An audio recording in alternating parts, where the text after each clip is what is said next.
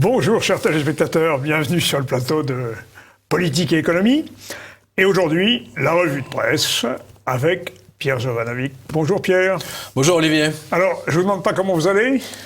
Ouais, écoutez, ça va, c'est dur. Le mois de novembre, c'est toujours difficile, Ouais, pour tout le monde d'ailleurs. Hein. Bah oui, surtout quand on veut faire de la luminothérapie.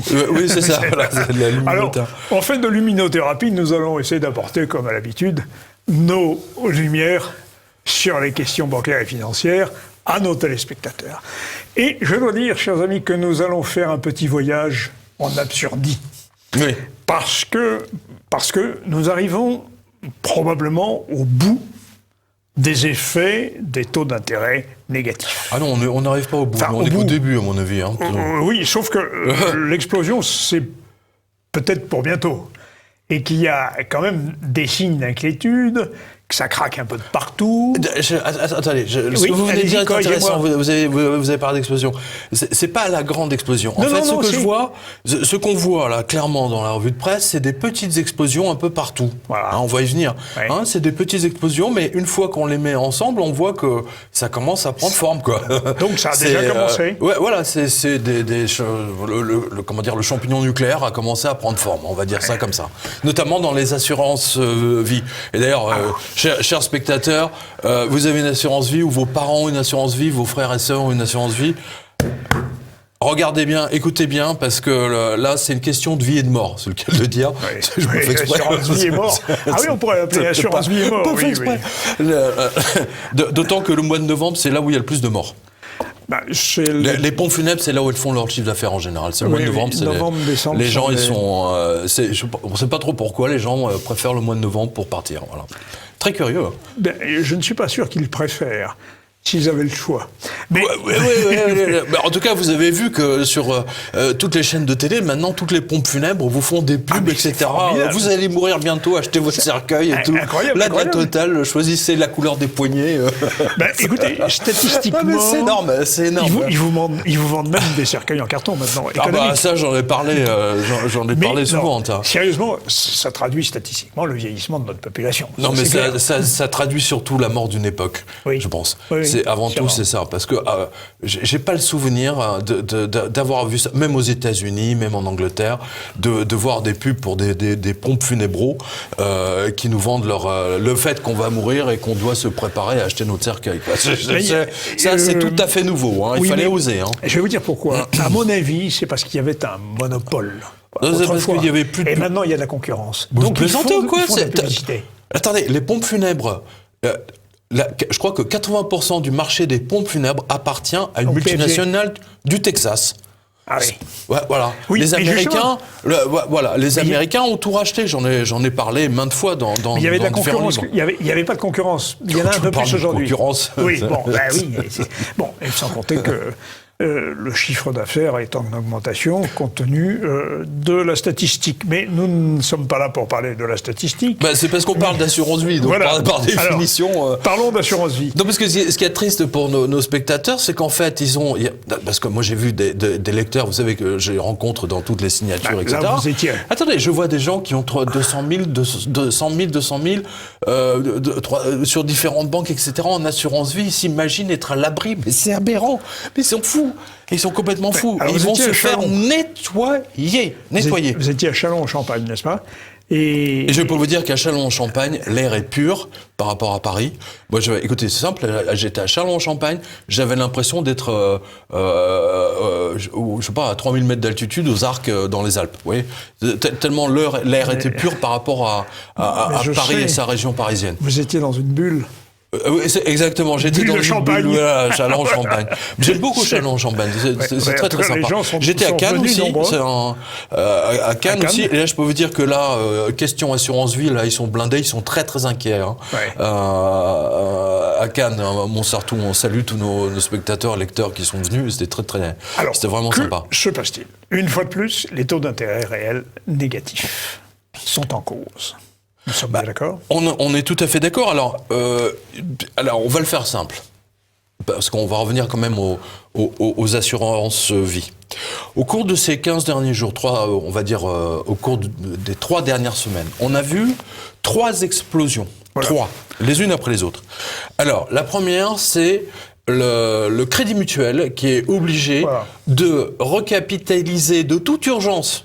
Ça veut dire que en fait, sa filiale assurance vie Suravenir, ça s'appelle Suravenir. Tu vois, nous on n'est pas sûr du tout de leur avenir, mais bon, c'est donc 500 millions, c'est-à-dire un demi-milliard. Exactement, 540 millions. Exactement. 540 millions. Ça veut dire qu'il y avait un trou dans la caisse de 540 millions. Voilà, il faut le dire les choses telles qu'elles sont. La filiale du Crédit Mutuel Suravenir, nous sommes bien d'accord. Qui fait les assurances vie. Ensuite, là, c'était, tiens, je vous le montre. Alors, je rappelle à tous ceux qui, parce qu'il y a des gens qui regardent les vidéos. Ah mais c'est d'où elles viennent vos sources? Non mais alors allez sur quotidien.com, vous avez toutes les sources. Non parce qu'il y a des gens même pour faire un clic, ils savent pas faire un clic sur une souris.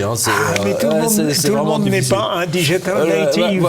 Ils sont pas tombés dedans quand ils étaient petits, mon cher Pierre. Alors AG2R, la mondiale, vous savez le Tour de France là, les mecs qui sont en train de pédaler comme des fous pour monter des pentes, etc. Alors là, eh bien, ils ont été rincés par les taux négatifs. Alors, parce que là, vous allez vous amuser, mon cher Olivier. Écoutez bien. Alors, assurance vie, l'onde de choc des taux négatifs se propage.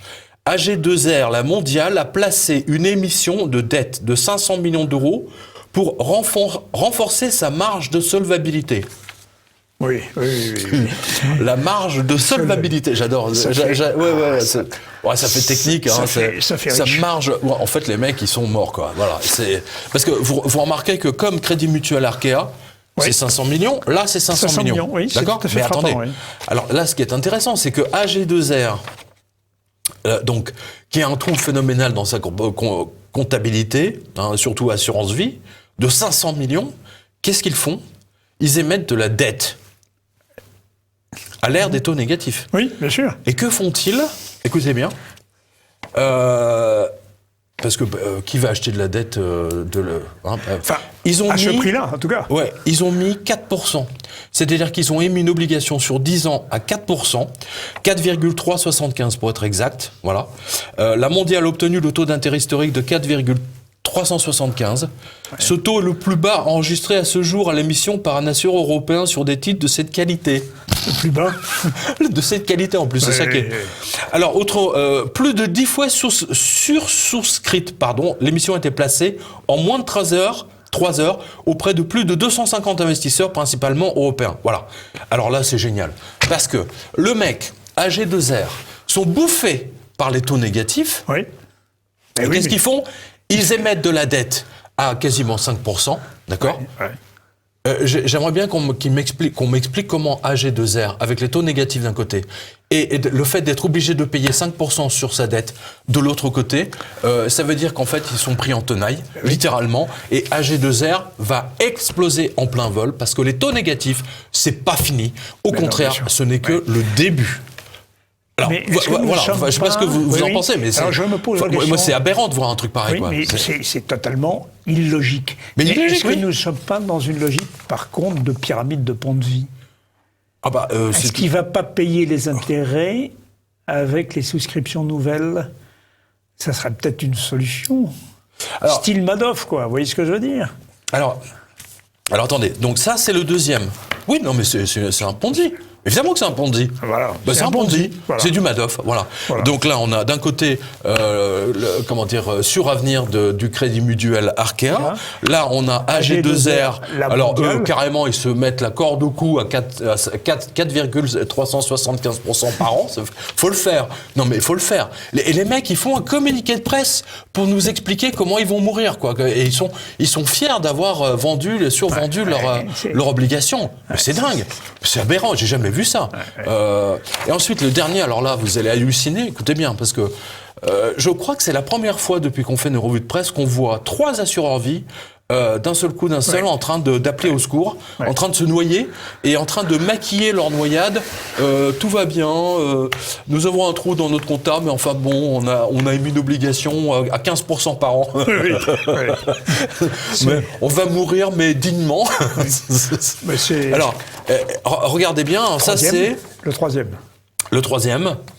Alors là, c'est l'unité assurance vie de la Société Générale. Oui. Alors écoutez bien, là aussi c'est excellent, alors ça vient des Échos, c'est intéressant. Oui.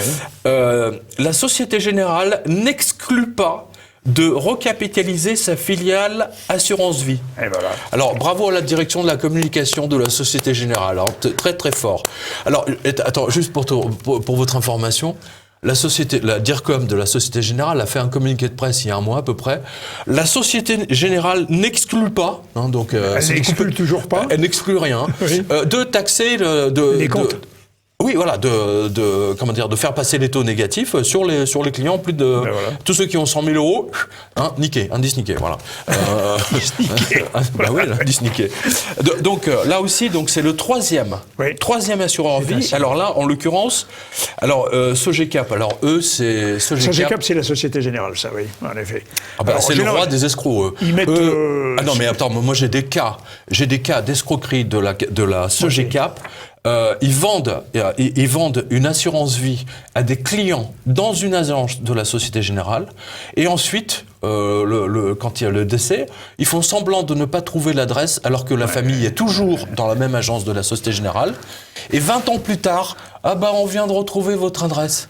Bon enfoiré. Enfin, il y a des milliers de cas comme ça. Sogecap, c'est les grands spécialistes. Si je peux donner une expérience personnelle, allez-y.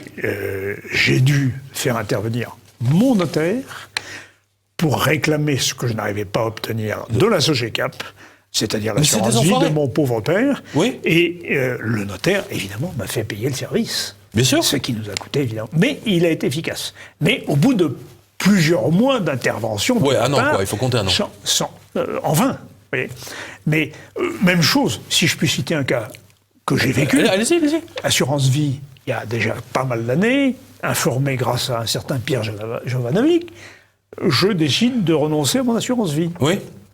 Chez qui ?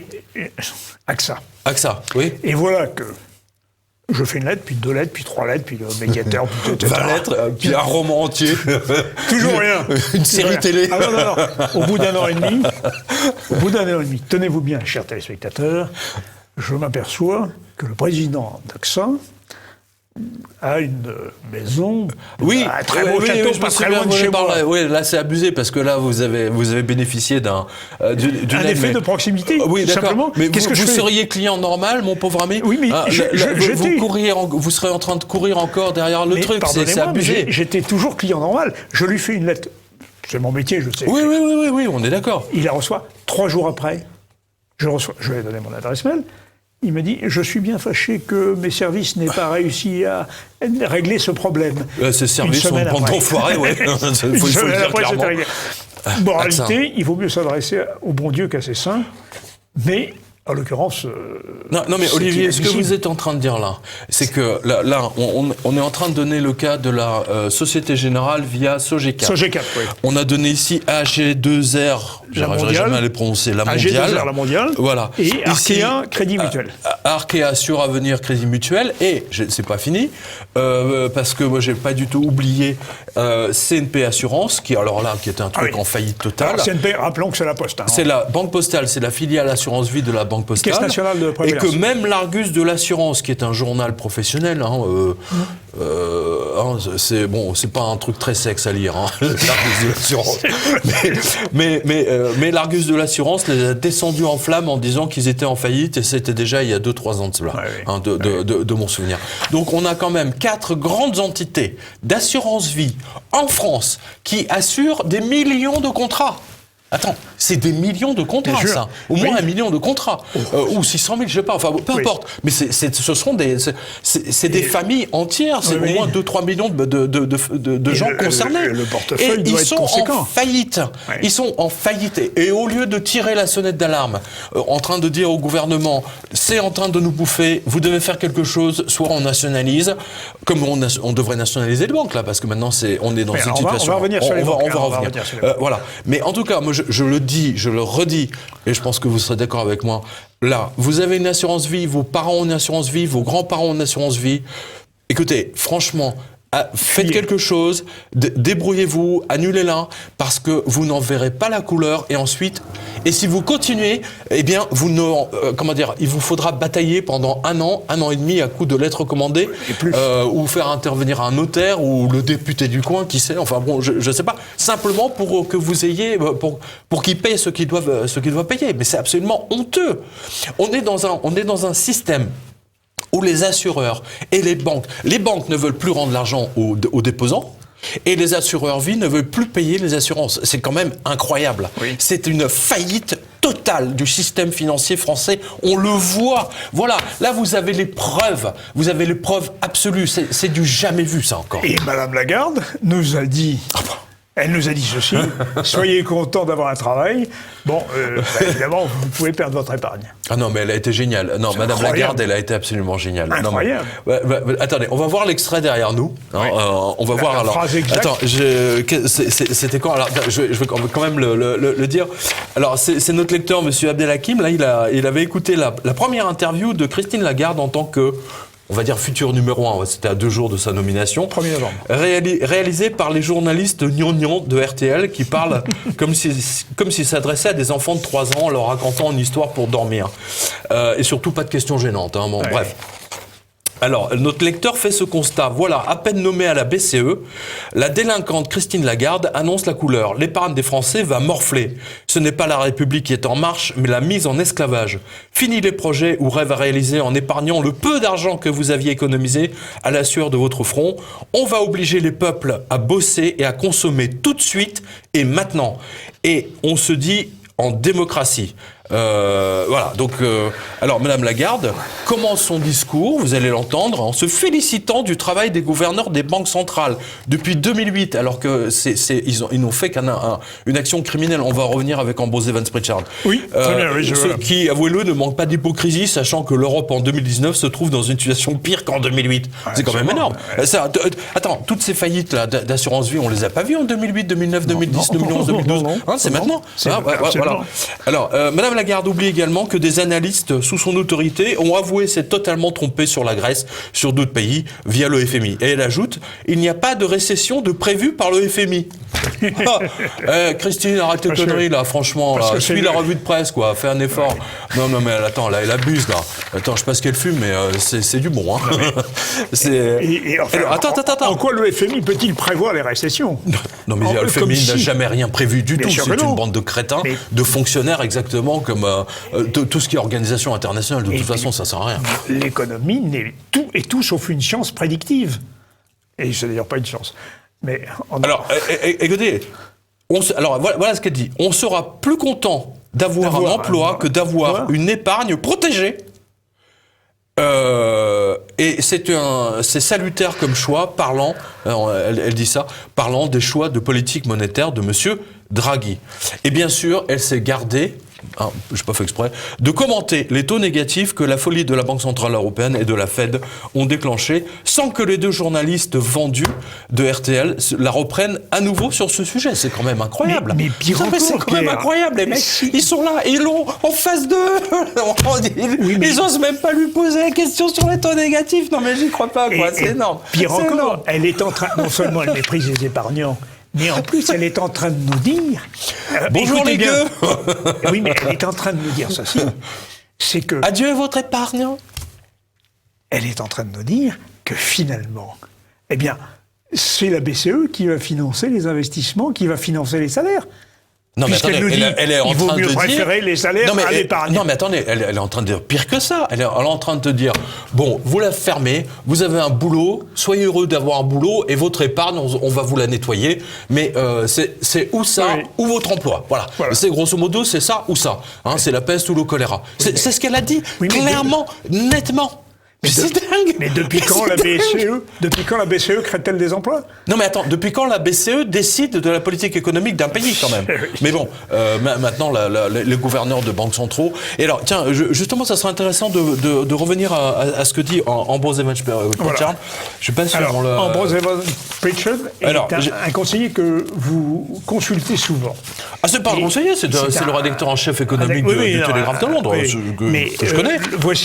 Voici ce qu'il dit. Voilà, je l'ai. Alors, vous l'avez. Oui, alors franchement, parce que tout ça c'était en même temps. Hein.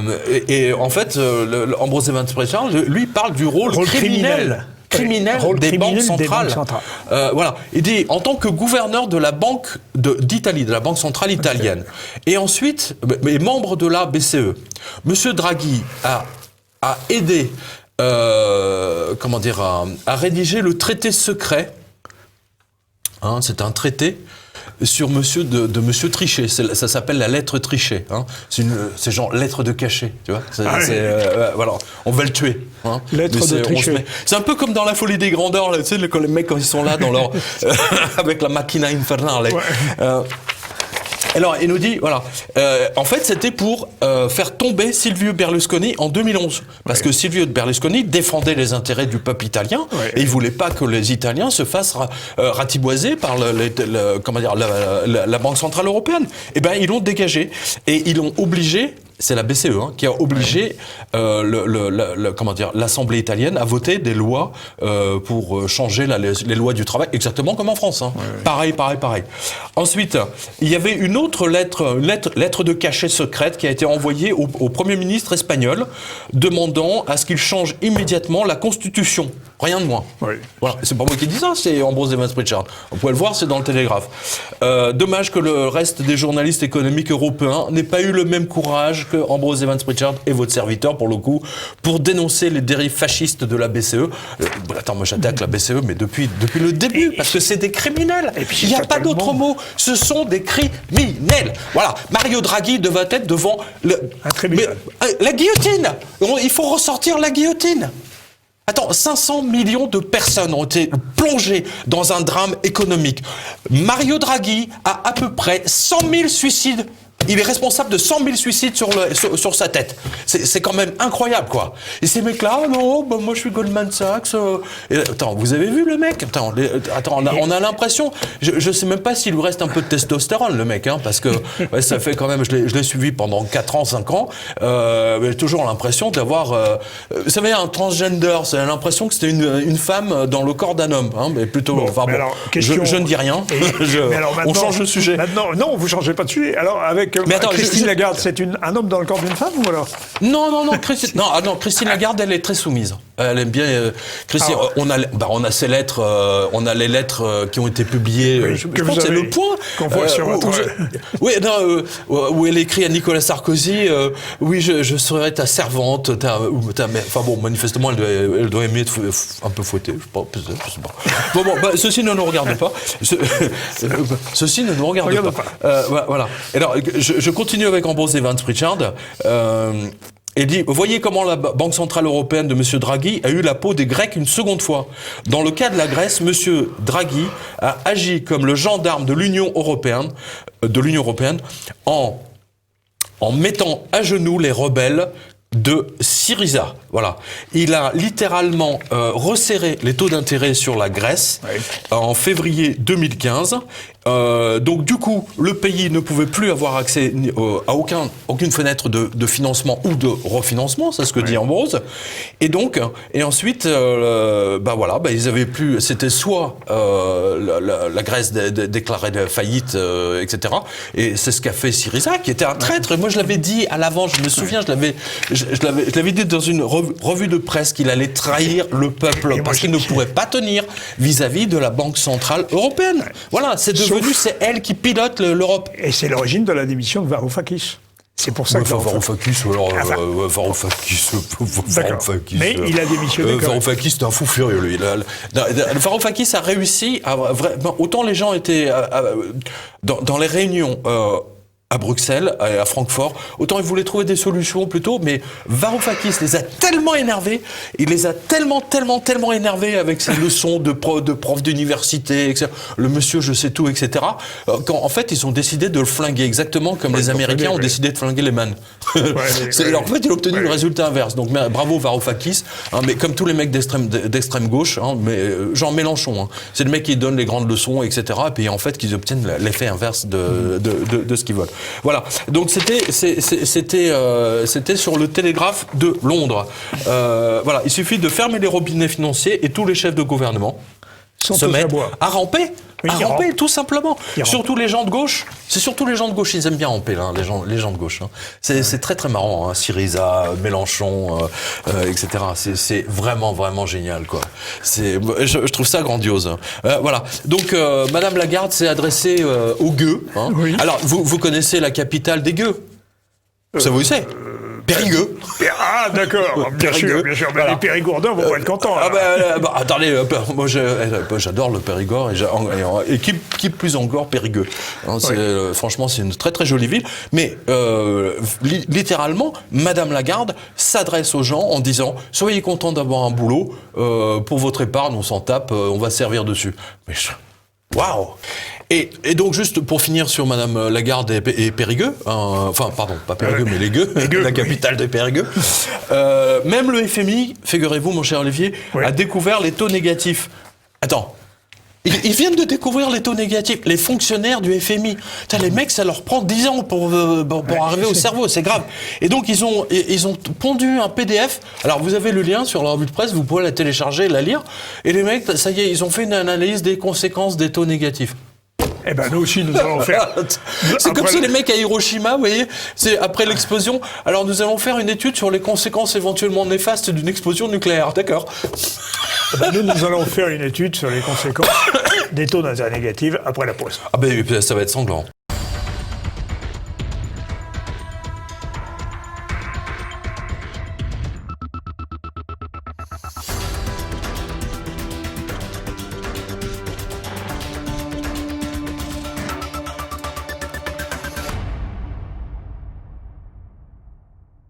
Suite du voyage en Absurdie. Oui, ça c'est de l'absurdie, oui, c'est clair. Avec Pierre Jovanovic, mais il n'était pas besoin de le dire. Pour ceux qui s'interrogent sur la réflexion que nous vont faire en première partie, la caution nous vient directement de deux banques centrales. La Banque centrale de Hollande et la Banque centrale d'Angleterre ne disent pas autre chose en termes plus modérés, plus polis, que ce que Pierre Jovanovic vient de dire, à savoir que le système économique est en train de s'arrêter, mais il trouve un prétexte quand même. Il trouve un prétexte pour dissimuler tout ça. C'est de la faute au climat. Voilà, c'est ça. Ça, c'est tout à fait extraordinaire. Alors, non, mais c'était extraordinaire parce que il y a eu deux communiqués comme ça qui se sont croisés à 2 jours d'intervalle. Il y a eu la Banque centrale d'Angleterre via Mark Carney, donc son gouverneur de banque centrale qui va être remplacé prochainement, et bien entendu par la Banque centrale de Hollande. Alors, je vais commencer par la Banque centrale de Hollande, qui, alors les Hollandais ont toujours compris ce qui se passait. Hein. Ils ont toujours été en avance. Il y a le fameux épisode que j'avais chroniqué il y a 3 ans, où Mario Draghi est apparu devant tous les parlementaires hollandais, spécialistes de la section finance, et donc grillé, mais grave, quoi. Le mec, ils l'ont explosé. Ils ne savaient même plus quoi leur répondre, quoi. Donc, aujourd'hui, la banque centrale de Hollande constate l'effondrement du système, du moins l'arrêt lent, et donc ils disent, la chose suivante, c'est que, en fait, à un moment donné, il va falloir que ça redémarre. Hein, voilà. Il faut que ça redémarre. Il faut que ça redémarre avec de l'or.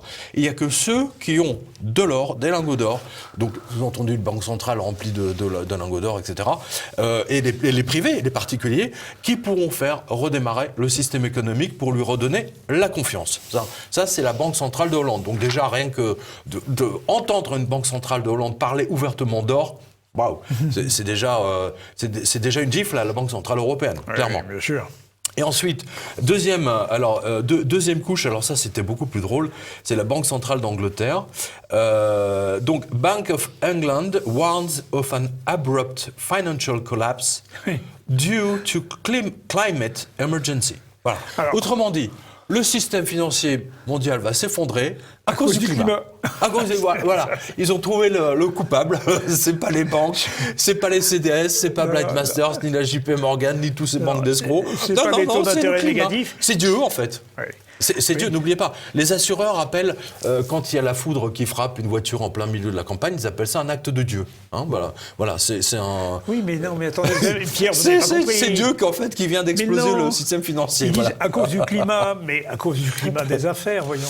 Oui, c'est ça, à cause du climat... Non, mais c'est incroyable. C'est extraordinaire, ça. Alors, vous savez qu'à propos des Attends, Hollandais... je vous donne ça, oui. Mais à propos des Hollandais, il y a une chose qu'il faut savoir, c'est que le président de la Banque de Hollande est en révolte contre Mario Draghi et contre Mme Lagarde, ainsi qu'un certain nombre d'autres banquiers allemands qui ont dit arrêtez la planche à billets. Arrêtez la planche à billets. Ouais, ils sont pas près de l'arrêter, parce que là, ils sont à 20 milliards par mois. La Fed est à 80 milliards par mois.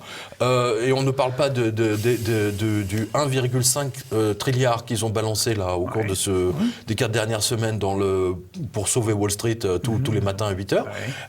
Donc, cette folie de la fausse monnaie qui continue à se déverser va accentuer, bien entendu, les taux négatifs. Voilà. Je ne sais pas si vous connaissez le livre de Syracuse. Je pense qu'on a dû... vous avez dû le voir, parce que ça a été publié... La première fois que ça a été publié, c'était en 1966. Oui. On en a parlé, oui. Non, mais c'est une étude un peu sur l'histoire des taux. C'est l'histoire des taux d'intérêt. Oui. Alors c'est assez vertical. Hein, ça vole haut. Ça vole haut. Oui, mais j'aimerais voir Syracuse. En intérêt, voilà. Ça vole très haut, mais c'est extrêmement intéressant parce que il vous donne les taux d'intérêt que pratiquaient sous Caligula, sous Néron, tout au cours de l'histoire. Mais ce qu'on voit clairement, c'est qu'il n'y a jamais eu de taux d'intérêt négatif. Point barre. Donc c'est une première de l'histoire mondiale. Et c'est pour ça que je vous dis, on vit des temps extraordinaires. Et ça va nous donner des scénarios. C'est des scénarios totalement imprévisibles. Mais c'est ce que nous disent les deux banques centrales. C'est la fin d'une ère. Voilà. Alors il y en a un qui dit c'est à cause du climat, l'autre qui dit de toute façon ça va exploser. Il n'y a que l'or qui va le faire de redémarrer. Mais les deux sont d'accord. C'est la fin du système économique. Et ils attendent en fait. Ils vont faire payer. Ils ont décidé de sacrifier la totalité des classes moyennes sur l'échafaud, tout simplement. C'est ce que ça confirme ce qu'a dit Mme Lagarde. Oui. Hein, les gueux, soyez contents d'avoir un boulot, et fermez-là. Voilà. Vos économies, on s'en tape, on va vous les prendre. Voilà. Et les taux négatifs n'est ni plus ni moins, on en a déjà parlé ensemble, qu'un nouvel impôt, une sorte d'impôt, de méga-impôt, uniquement pour la Banque Centrale Européenne ou pour la Fed américaine. Et qui ne détruit que les plus pauvres. Et les classes moyennes, et même les cadres moyens et les cadres supérieurs sont victimes de ça. C'est une forme d'impôt. C'est une forme d'impôt, oui. Comme dans l'autre sens, l'inflation est une forme d'impôt aussi, bien entendu. Vous savez qu'à propos du caractère totalement imprévisible de ce qui est en train de nous arriver, même M. Minck et même M. Attali s'en sont aperçus, eux qui étaient les gourous du printemps. Ne nous parlez pas de ce bande d'enfoirés. Je savais que je vous ferais réagir. Entre Minck et Attali, non, là, ils nous ont dit que non, là, je peux plus les voir. Le simple fait d'entendre Minck, Attali, j'ai envie de ressortir la guillotine aussi, là, pour le coup. Hein, parce que la manière dont ils ont mené les Français dans le mur depuis 2008, mais c'est abusé, quoi. Et pour nous dire maintenant qu'ils ne savent pas comment on va sortir. Oui, parce que maintenant, ils vous disent le contraire, mais on vous l'avait dit, hein, qu'ils ridiculisent. C'est ça qui est génial, en plus. Alors, je termine là-dessus. Alors, c'est le Guardian, hein, je veux dire. Alors, il dit, Mark Carney a déclaré que le... Patron de la Banque Centrale Européenne. De la Banque Centrale Anglaise. Pardon. Voilà, que les marchés représentant plusieurs trilliards de dollars, hein, de capitaux internationaux, vont littéralement s'écrouler si la température monte de 4 degrés. Ah oui, d'accord. Bref, je vous résume. Hein, vous trouverez ça dans le Guardian. Alors, j'ai résumé ça à ma façon. La pluie affecte les liquidités bancaires et leur fausse monnaie maintenant. Point d'interrogation. D'accord, le mec, il nous prend vraiment pour des billes, quoi. C'est incroyable. C'est pitoyable. Et la pleine lune, hein, parce que ça, la pleine lune, est-ce que la pleine lune affecte les marchés, quoi? C'est pitoyable. Non, mais c'est une question pertinente, finalement. Hein. Voilà. Et ensuite, pour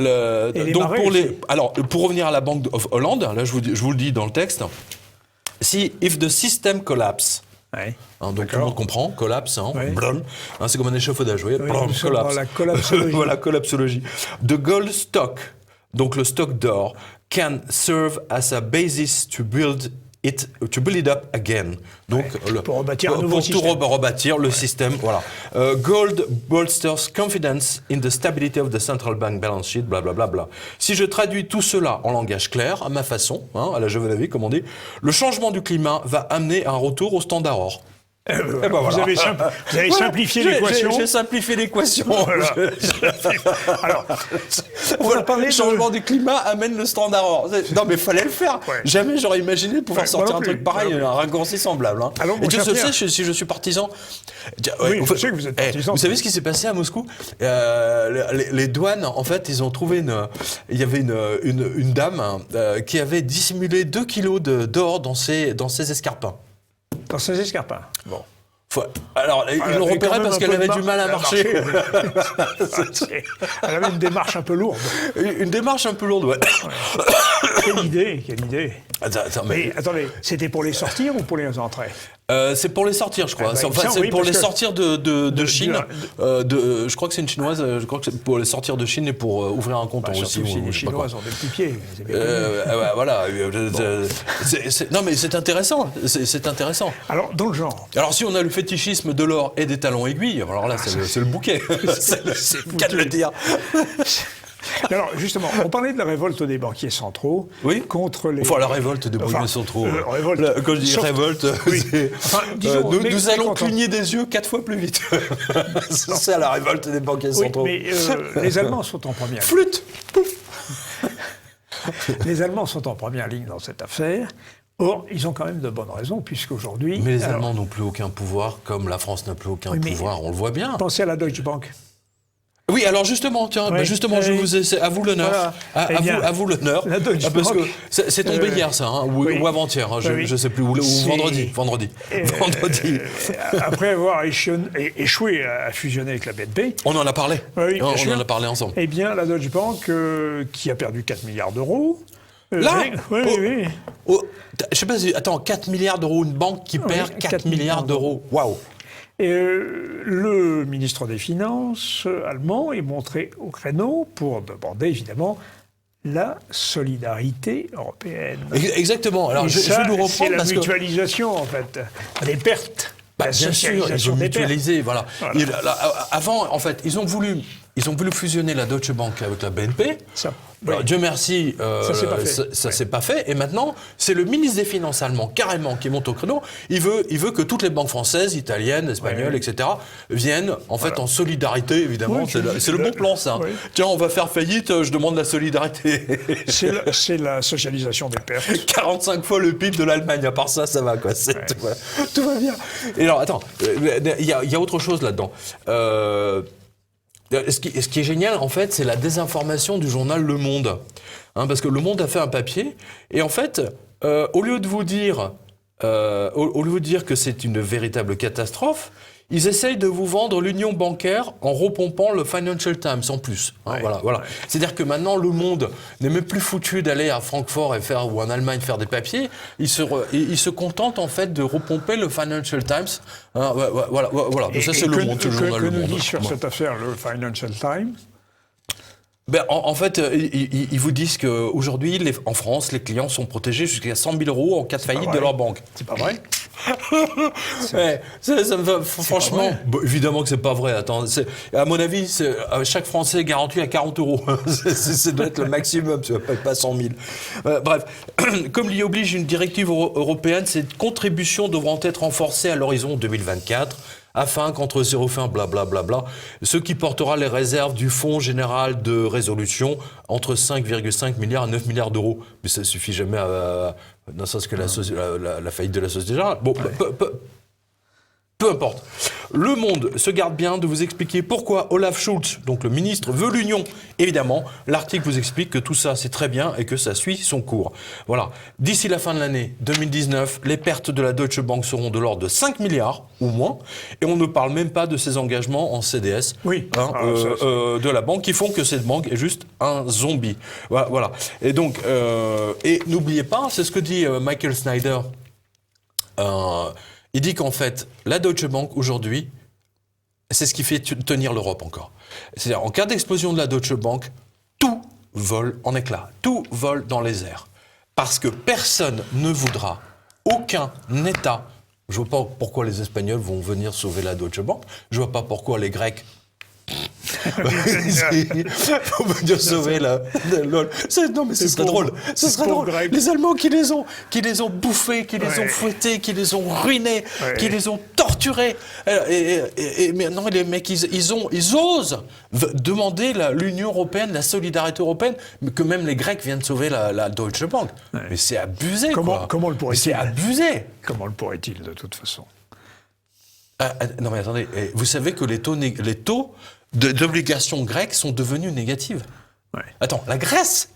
Attends, mais je me souviens qu'en 2011-2012, avec Laurent, sur la radio ici maintenant, on donnait les taux d'intérêt des obligations grecques. Vous savez à combien c'était? Certainement très, très élevé, non? 40%, Ben oui. 50%. C'est J'ai même normal. vu du 80% à 3 mois. Et c'était logique. Il fallait À 80% de taux attirer d'intérêt. absolument les capitaux. 80%, les mecs qui se sont fait des bips en or, c'est le cas de le dire. Oui. Hein, et c'est Goldman Sachs, Deutsche Bank, etc., qui se sont fait des bips en or, là, pour le coup. C'était logique. Mais ça leur a pas porté chance, hein, cette affaire. Non. Oui, vous avez vu que, justement, Goldman Sachs commence à avoir des soucis aussi. Hein. Mais attendez, tout le monde tout le monde peut forcément pas avoir des soucis avec les taux négatifs. Je veux dire, on en a parlé ensemble il y a de notre émission précédente. Hein, le modèle bancaire est mort, c'est tout, c'est simple, clair et net. Je veux dire, j'en parle depuis des années maintenant. Les taux négatifs, ils peuvent plus. Et d'ailleurs, juste, je fais un constat. Alors, j'en profite pour le dire à nos spectateurs, c'est que depuis le mois de septembre, grâce à tous les mails toutes mes rencontres dans toute la France avec nos lecteurs et spectateurs, j'ai constaté une détérioration soudaine de l'ensemble des services bancaires. Ah oui, c'est très net. LCL, Crédit Agricole, Banque Postale. Banque Postale, n'en parlons même pas, ils sont hors catégorie. Oui, champion. Ils sont hors catégorie. Champion. Ah mais justement, vous avez des rubriques, c'est intéressant dans votre revue de presse, qui s'appelle In Vivo. C'est-à-dire, c'est le vécu, In Vivo, oui, c'est ça, le bien sûr. vécu de nos concitoyens dans leur rapport avec les banques. Plus rien ne fonctionne. Il n'y a plus que la seule banque dont j'ai moins de plaintes, on va dire, c'est la BNP. Hein, toujours, j'ai toujours raison de dire c'est la moins pire de toutes. Je le répète, c'est pas la meilleure, hein, c'est la moins pire de toutes. C'est la plus grosse, hein, comme vous le savez. Ouais, oui, mais attends, Jean-Pierre Chevalier a fait une analyse, il faudra qu'on y la vienne. taille de bilan de la BNP est supérieure au produit intérieur brut français. Hein. Ouais, attendez, vous avez pas vu Natixis, hein? Alors oui, mais justement, parlons de Natixis. Parce que alors là, Natixis, attention, là, on a affaire à des cadors, hein. Oui. Les banquiers de la Natixis, hein, dans le genre bande d'escrocs, là, c'est très très fort, hein. C'est vraiment très très fort, hein. Bon, bref. Donc le service bancaire est en train de mourir. Oui. Je le vois se désagréger. Et vous savez pourquoi? Parce que d'une part, les banques n'embauchent plus. Voilà. C'est-à-dire que les départs à la retraite ne sont pas renouvelés. Donc, si vous voulez, quand les départs à la retraite ne sont pas renouvelés, donc on fait monter les personnes qui ont de l'expérience, on les fait monter d'un cran. Et du coup, et comme ils n'embauchent pas, à un moment donné, il y a une place vide. Hein, il y a une place vide. Oui, et il y a des centaines de milliers de places vides. Mais ces places vides, on pense les occuper avec le numérique, avec une relation numérique avec les clients. Et ça marche pas bien. Ça marche pas du tout. Ça ne marche pas du tout. Ça ne marche pas du tout. Bref, et je vois la désagrégation du Crédit Mutuel CIC. Alors là, c'est et surtout le groupe BPCE. Hein, là, des In Vivo, on en a un paquet là sur la rue de presse. Vous en avez repéré quelques-uns. J'en ai repéré plein. Tentative de fermeture d'un PEL. Un plan d'épargnement. Le mec veut fermer un plan d'épargnement. C'est Kafka. Le mec qui veut récupérer son assurance vie. Non, là, c'est Kafka. Alors, le mec, il dépose 50 000 euros. Ouais. Il dépose 50 000 euros d'un héritage. Et le mec se retrouve à découvert. Oui, c'est ça, voyez la rubrique In Vivo, mais vous avez raison, il y a une dégradation du rapport. Totalement. Mais c'est en rapport, si vous voulez, avec tout. C'est-à-dire que le système est en train de s'arrêter. Oui. On le voit. Oui. Et d'ailleurs, c'est simple, on le voit avec les assureurs vie. Parce que de mon expérience de 11 ans de cette crise, c'est la première fois en l'espace de 3 semaines qu'on voit 3 grosses entités d'assurance vie en train de on se recapitalise.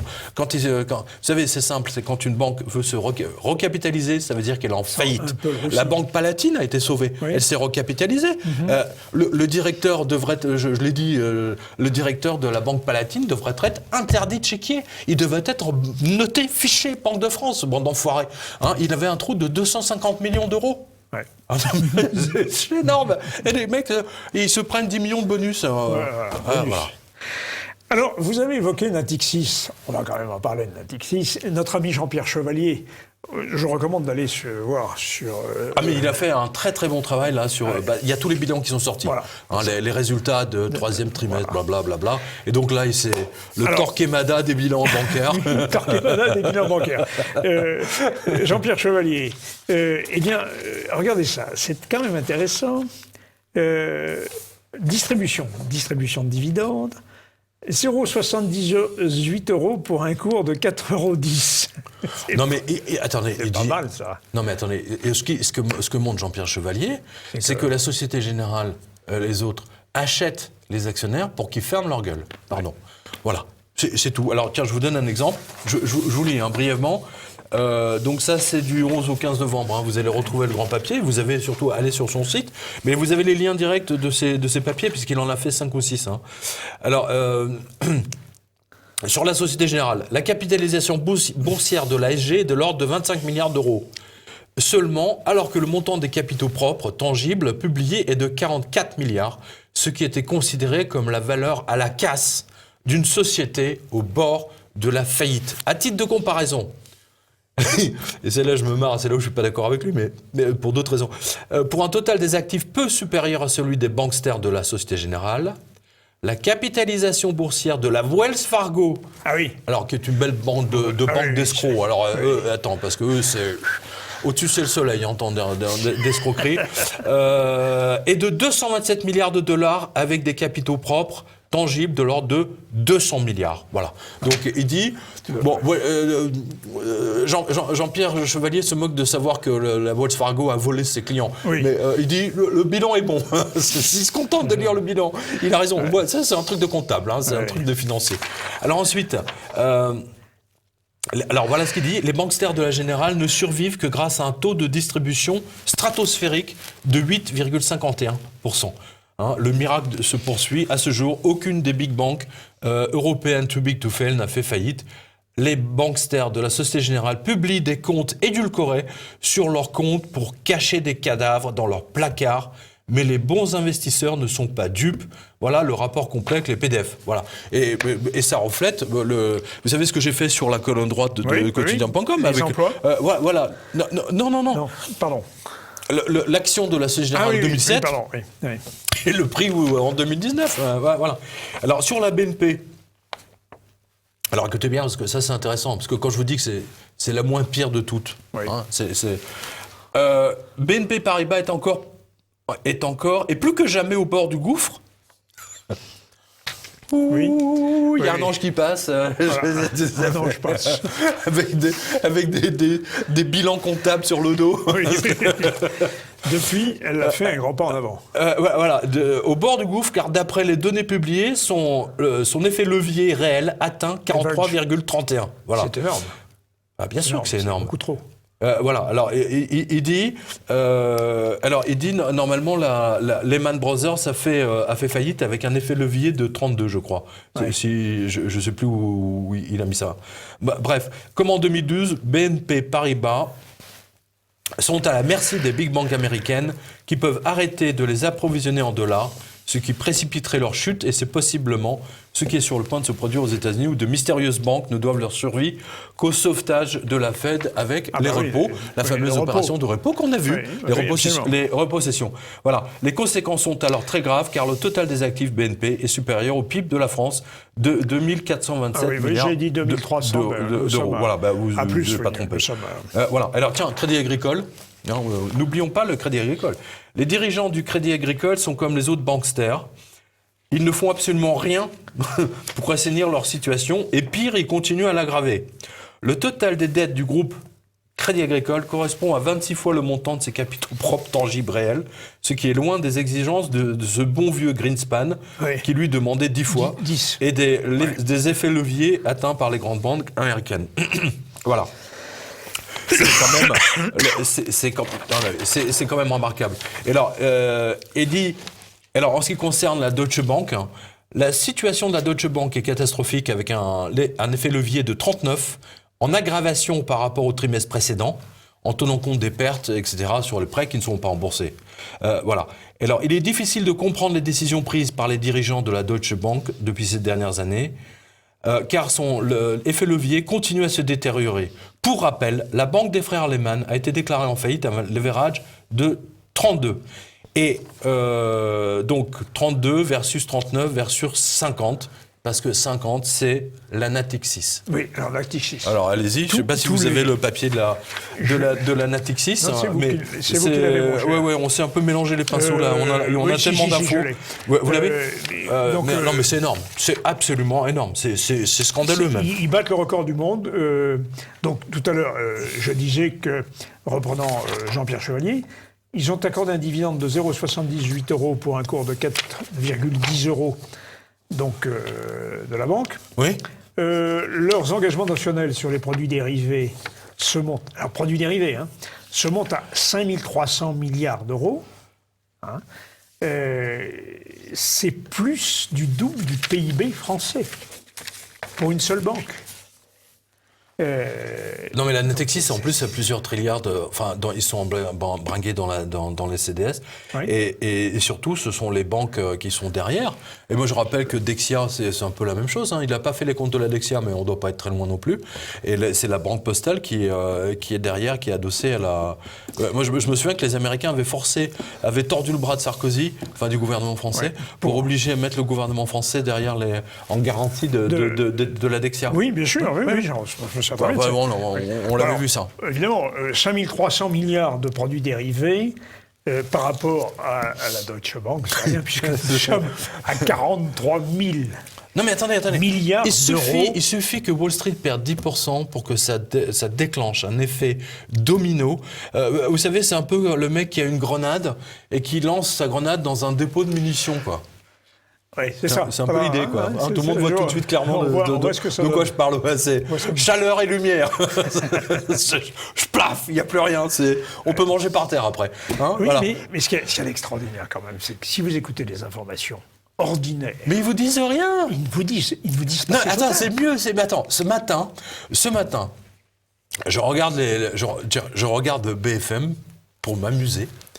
Et vous les aimez, vous les aimez. Non, mais c'est génial. Non, mais il faut les regarder pour savoir surtout de quoi ils ne veulent pas parler. Bien sûr. C'est voilà. C'est exactement ça. Mais alors, en fait, ils ont tellement peu d'infos maintenant, ils donnent plus rien, et ils ont tellement peu de pubs qu'ils sont obligés de passer la même pub 4 fois d'affilée dans la même séquence. Oui, 4 fois d'affilée, les mêmes séquences de pub, ils n'ont plus rien. Ça devient lassant. Ils n'ont plus rien. Et attends, et avec le Peugeot qui va appartenir aux Américains, à mon sens, ils n'auront plus tellement de pubs non plus, parce que BFM ne survit que grâce au gouvernement français et grâce à Renault, aux pubs que lui donne Renault, Peugeot et toutes les... Alors là, j'ai vu la dernière pub, c'est buvez de l'eau. Il faut vous hydrater. Ouais. On se demande comment le peuple français, depuis 1789, est parvenu jusqu'en 2019 sans boire de l'eau. Oui, franchement, c'est une question qu'on se pose. Pourquoi le gouvernement a besoin de faire des pubs sur BFM en disant « Ah, monsieur, il faut boire de l'eau, il faut vous déhydrater, machin, bidule, parce que votre corps en a besoin. » On s'occupe beaucoup de notre corps en ce moment. Oui, c'est ça. C'est buvez, manger, machin, manger ceci, manger cela. Mais attends, pour l'instant, ça ne fait que remplir les caisses de Monsieur Draghi. Ouais. Monsieur Draghi, je rappelle, propriétaire de BFM VC, qui a renoncé à sa nationalité française. Drahi, pardon. On s'en fout. On n'est jamais Drahi par les siens. Exactement. Bon. Il a renoncé à sa nationalité française pour prendre la nationalité israélienne. Et malgré ça, Macron lui a donné SFR. Et c'est BFM qui a fait élire Macron, ne l'oubliez jamais. Voilà. Alors, puisqu'on aborde l'information de la presse... C'est important de le rappeler. On va terminer sur une information qui concerne nos confrères journalistes. C'est quand même que le Crédit Mutuel est propriétaire de la presse quotidienne régionale. On en a parlé avec Martial, absolument. Mais malgré ça, là, c'est marrant, là, ça devient vachement dur de sortir le chéquier. Ah oui, c'est fou. Crédit Mutuel, parce que, bon, en même temps, il y a 400 journalistes qui vont voler là, du groupe EBRA. On en a parlé avec Martial dans le spécial. L'Alsace, le bien public, le Dauphiné libéré, Dernière nouvelle d'Alsace, l'Est républicain, le journal de Saône-et-Loire, le Progrès, le Républicain Lorrain, etc., Vosges Matin. Bref, là aussi, même les journalistes, est-ce qu'ils vont comprendre? Non, c'est pas même les journalistes. Les journalistes, ça fait depuis 15 ans, qu'est-ce que je dis? Oui, depuis 12 ans, ils sont systématiquement virés, jetés, les uns après les autres. Parce qu'ils ne donnent pas d'infos, donc du coup, ils n'ont pas de pub, parce qu'il n'y a pas de lecteur. Voilà, c'est aussi simple que ça. Voilà. Voilà. En revanche, moi, je voudrais vous parler de ceci. On va finir là-dessus. Le président de la Banque Postale, ah oui, j'ai vu ça. La banque la plus pourrie au monde, figurez-vous, mon cher Olivier, est chevalier des arts et des lettres. Des lettres. Ouais. Ben oui. Waouh! Alors là, quand j'ai vu ça, je me dis, attends, c'est quoi le délire là? Alors, pour bien comprendre, j'ai dit, il a écrit un livre, le monsieur. Non, il a écrit quelque chose, monsieur Weber. Rémi Weber, il s'appelle Rémi Weber. Voilà. Il a écrit un film. Il a fait un film, il a joué dans un... Pas du tout. Figurez-vous qu'il a obtenu ce titre pour être mécène, délivré par le ministre Frédéric Mitterrand. Alors déjà, tout ce qui est donné par Frédéric Mitterrand, il faut faire attention, il faut serrer les fesses. Oui. C'est comme on dit. Non mais c'est vrai. Qu'est-ce que vous voulez dire par là? Je dis ce que je dis, je suis assez clair. Quoi. J'ai compris. Alors, je vous donne l'extrait du site du ministère de la Culture, parce que quand j'ai lu ça, j'ai halluciné. Alors, monsieur Rémi Weber, mécène, voilà. Ensuite, il est accompagné de madame Michèle Villemur, née Macdonell, journaliste spécialisée en art culinaire. Ok. Bon. Monsieur Robert Weiss, auteur-compositeur de chansons alsaciennes. Bon. Ok. Monsieur Widmeyer, Picasso, collectionneur. Et madame Zilberstein, actrice. Bon, à la limite, ok. Donc, elle est chevalier. Ils sont tous chevaliers des arts et des lettres du 18 janvier 2011, signé par Frédéric Mitterrand. Alors, précision, monsieur Weber n'était pas encore PDG de la Banque Postale, mais directeur général du CIC, Lyonnaise de Banque. Le monde est petit, c'est marrant. Ceci vous montre que ces décorations ne sont là que pour faire briller les égos, en particulier de ceux que le public, lui, ne distingue pas. Voilà, c'est ça. Voilà. En fait, je ne savais pas qu'on pouvait être distingué par le gouvernement français pour être journaliste de recettes de cuisine. ou pour être compositeur de chansons alsaciennes. C'est très bien, mais bon, je vois pas en quoi il change. Bon, impressionnant. Mais pourquoi pas? Les banquiers ont toujours été des grands mécènes, mais vu leur état de décrépitude actuel, c'est vous, chers spectateurs et lecteurs, Olivier, c'est vous et moi, qui sommes leurs mécènes. À ces banquiers, en particulier de la Banque Postale. Et c'est justement là que se trouve l'ironie. C'est vraiment important. Puisque le peuple français a sauvé les banques en 2008, c'est lui qui devrait être distingué par cette décoration pour avoir sauvé ces banquiers. Non, j'ai rien dit. Voilà. Donc non, mais c'est quand même incroyable, quoi. Ouais. C'est quand même incroyable. Le mec est mécène. Tiens, je te file 200 000 €. Tu vas mettre en gros Banque Postale. Ça y est, le mec, on lui file son petit ruban. C'est génial. Pourquoi pas? C'est les arts et des lettres. C'est pas la Légion d'honneur. Mais nous allons finir. Mais attends, que vient faire un banquier dans les arts et des lettres? Oui, mais bien sûr. Il a écrit quelque chose? Non. À part un relevé de compte? Oui. Alors. Ou une lettre recommandée aux gens en disant vous êtes à découvert. Non mais c'est ça, c'est le seul truc que le mec ait jamais écrit de sa vie. C'est des lettres recommandées pour leur dire veuillez couvrir votre compte au temps du mois. On appuie sur un bouton maintenant. Le mec, et on lui donne la décoration des chevaliers des arts et des lettres. Non mais attends, tu n'y crois pas, quoi. Alors, on vit un monde absurde. Les banquiers ont pris le pouvoir total, quoi. Mais comment est-ce que j'ai commencé? J'ai dit voyage en absurdie. Non mais c'est vrai. Voilà. C'est vrai, j'ai pas fait exprès là pour le coup. Voyage en absurdie. Voilà, mais c'est les banquiers qui sont décorés là, du truc, alors que c'est nous qui les sauvons, quoi. Ouais. C'est nous qui sommes le peuple français aujourd'hui fait tenir ces banques debout. Oui. Parce que nos salaires tombent dessus tous les mois. Et parce qu'ils se servent dessus. Vous savez de combien a augmenté entre 2008, l'explosion Wall Street, et aujourd'hui, tout ce qu'ils nous prennent, 1000%. 1000%. 1000%. Voilà. C'est bizarre qu'ils ne nous disent pas merci. Non, mais en plus, attends, je veux dire, le moindre truc, ils vous envoient un SMS. Attends, j'ai vu des banques attends, c'est 15 € le SMS. Non, mais c'est abusé, quoi. Simplement dire au mec qu'il a découvert, quoi. Ouais. Voilà dans quel monde on est. C'est-à-dire qu'on est esclave, c'est-à-dire qu'on ne peut pas bouger. On est obligé d'avoir un compte bancaire. Oui, et la banque en profite de cette situation pour être la première à se servir sur le compte. Hein. D'ailleurs, l'État lui-même s'est mis en première ligne parce que comment on appelle ça, les avis à tiers détenteurs. Oui, les fameux avis à tiers détenteurs. Alors ça, les banques se frottent les mains parce que dès qu'elles ont un ATD, comme elles appellent ça, c'est 100 € de plus. Boum. Ouais. Et je crois que maintenant, il y a un pourcentage qu'elles vont prendre grâce à Macron. C'est Macron qui leur a fait cette facilité de caisse. Merci en Macron. Plus. Merci Macron. Tiens, en fait, vous savez quoi? Il a voulu faire passer, les enfoirés d'En Marche, ils ont voulu faire passer une nouvelle taxe, pardon, de télévision, de redevance télévision. Alors, non pas parce que vous avez un poste de télé, mais en fonction du nombre de gens qui regardent. Alors vous avez une grande famille, vous êtes au moins 20 chez vous. Alors là, je vous raconte pas la taxe que vous allez payer. Alors, les gens se sont révoltés, donc là, ça ne passera pas. Mais ils en sont là. Hein. Ils sont en train de... Tout ce qu'ils font, c'est inventer des nouvelles taxes, des nouveaux impôts. Voilà. Parce que ces mecs-là sont payés entre 10 et 15 000 € par mois, donc ils veulent le garder à tout prix. Ils disent voilà, trouve-nous de nouvelles taxes, ils le font. Au lieu de défendre le peuple français. Voilà ce que font les députés aujourd'hui. Je mets tous les députés En Marche, pour moi, sont des traîtres maintenant. Tout ce qui est En Marche sont des traîtres à la France. Et sincèrement, j'espère que le peuple français va se révolter. Parce que le mouvement des Gilets jaunes est mort. Oui et non. Enfin, oui et non, mais il va renaître beaucoup plus violemment.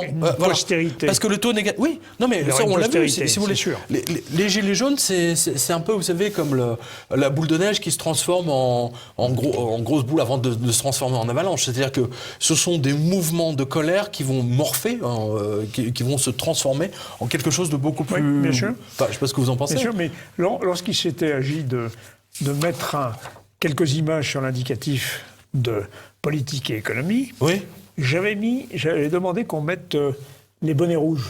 Oui. Parce que ça me paraissait, bien que très localisé en Bretagne, ça me paraissait tout à fait caractéristique de quelque chose qui allait s'amplifier en France. Nous avons eu aussi les Gilets jaunes, qui cette fois n'étaient plus en Bretagne, mais sur toute la France. Et nous aurons quelque chose de plus grand encore. Parce que ça ne peut pas... Parce qu'ils n'ont pas compris. Voilà. Ils n'ont pas compris. La République En Marche, les députés, dans leur inculture, leur ignorance, leur aveuglement, n'ont pas compris, et leur arrivisme, leur opportunisme, n'ont pas compris que la révolte, en plus... Il y a eu globalisation, il y a eu mondialisation, mais il y a mondialisation de la révolte aussi, c'est très frappant. Ah ben j'en ai parlé dans la revue de presse, bien sûr. Au Liban, les mecs qui veulent taxer WhatsApp. En Arabie Saoudite, les princes dégénérés. C'est la même chose. Ils veulent faire taxer la chicha. Oui, la chicha. La chicha, attends, le mec qui a bossé 12 heures sur son chantier, le mec il veut se reposer en fumant sa chicha, là t'as le prince saoudien, ah ben non, c'est 100% de taxe en plus. Voilà. Wow. Il y a un problème. Non, mais là, on voit que les ultra-riches qui possèdent le pouvoir sont en train de massacrer le peuple. Ouais. Et en fait, tant que le peuple ne se révolte pas, ils vont continuer à le faire. Ouais. Enfin, les révoltes, on les voit maintenant, ça commence. Mon cher Pierre, pas tant que ça, malheureusement. On se reverra. Voilà. En tout cas, chers lecteurs, malheureusement, on a eu tout ça. Oui, on n'a pas pu l'aborder. Donc, je vous invite à lire tout ça sur quotidien.com. Et je vous retrouve dans nos signatures. Je crois que c'est Évreux. Évreux-Normandville et ensuite Lourdes. Là, attention, Lourdes, il y aura des miracles là, je le sens. Bon, eh bien, Dieu vous entende. Exactement. Et puis ensuite, vous irez à Saumur. J'ai vu au printemps. Ça, c'est au mois de janvier. Au mois de janvier, dans un cadre noir. Voilà. Forcément. Bien, très bien. Chers téléspectateurs, à très bientôt. Merci à vous. Merci Pierre. À bientôt.